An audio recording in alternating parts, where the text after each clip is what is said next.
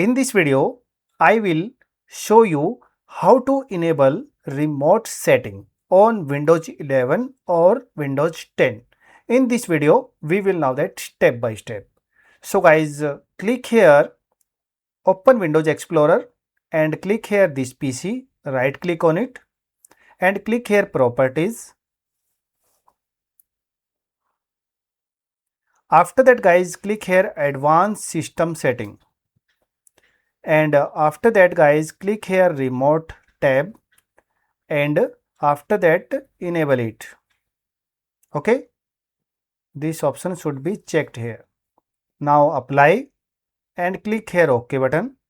Now close this window and restart your PC. Now your remote will enabled here. So guys, if you like this video and your problem is fixed here, please subscribe the channel, hit the bell icon for more videos. Thank you for watching.